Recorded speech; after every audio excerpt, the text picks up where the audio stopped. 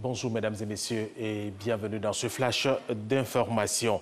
La radiodiffusion télévision ivoirienne a abrité ce matin ici dans la cour de la télévision la cérémonie d'honneur au drapeau national. Le ministre de la Promotion de la Jeunesse, de l'Emploi et du Service civique, Sidi Touré, est venu porter aux professionnels des médias le respect de la chose publique et du devoir de citoyenneté. Il était soutenu par le ministre de la Communication, de l'Économie numérique et de la Poste, Bruno Koné, qui a pris l'engagement d'œuvrer davantage à la promotion du civisme avec le soutien des médias et donc de la RTI, la radio et la télévision. Nous y reviendrons tout à l'heure à 13h.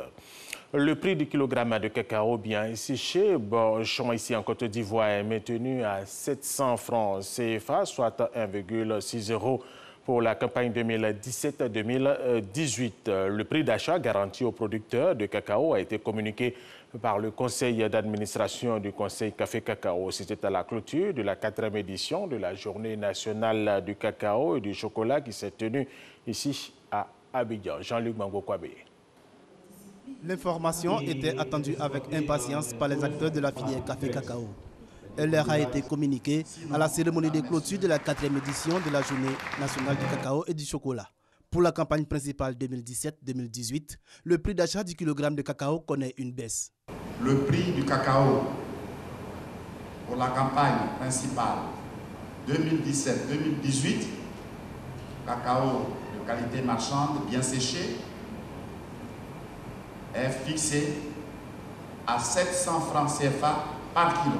Le directeur de cabinet du ministre de l'Agriculture et du Développement rural exhorte les acteurs de la filière à se doter d'une interprofession forte qui leur permettra de mieux résister aux soubresauts du marché international. C'est dans les moments difficiles qu'il faut apprendre à puiser dans le potentiel des énergies que nous avons. On a beau être un gros planteur, tout seul, on ne peut pas régler les problèmes de la filière. Mais unis, même si nous sommes un grand nombre de petits producteurs, nous constituons une force économique. C'est dans la fédération des énergies qu'on arrive à faire jaillir, à faire germer le bonheur de chaque individu et de chaque membre. Face à l'hypothèse de la fuite du cacao vers les pays voisins, Siaka Koulibaly appelle à un sursaut patriotique. Quelles que soient les mesures qui vont être mises aux frontières, si personne n'envoie un produit à la frontière, il n'y a aucun problème. Il faut que nous-mêmes nous sachions que en envoyant nos produits. C'est vrai, s'il y a un gap sur le prix unitaire, mais c'est un manque à gagner énorme pour le pays. Pour la campagne précédente, le prix du kilogramme de cacao avait été fixé à 1100 francs CFA avant de descendre à 700 francs CFA lors de la campagne intermédiaire en raison de la chute du prix à l'international. Ce n'est pas la faute du gouvernement. Nous sommes des hommes, ça veut dire tout peut changer. Si réellement nous respectons ce que nous avions dit, ne pas peut-être défricher les forêts primaires pour pouvoir planter de nouveaux vergers.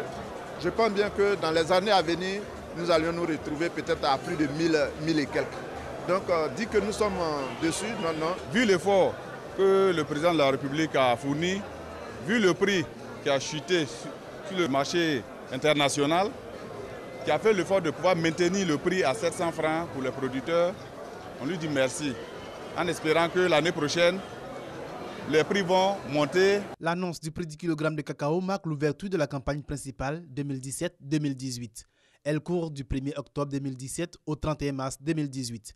Elle concerne 7 millions de personnes qui vivent directement ou indirectement de la filière cacao. Une filière qui, rappelons-le, contribue à hauteur de près de 20% du produit intérieur brut de la Côte d'Ivoire. Jean-Louis Gbangbo Kwame, voilà, parlons maintenant de la politique pour l'autonomisation des femmes dans les industries extractives. La problématique a été au cœur d'une étude réalisée par le Centre ivoirien de recherche économique et sociale. Les conclusions de ces travaux ont été livrées au cours d'un forum. L'une des recommandations fortes est la réduction des inégalités entre hommes et femmes dans ce secteur d'activité.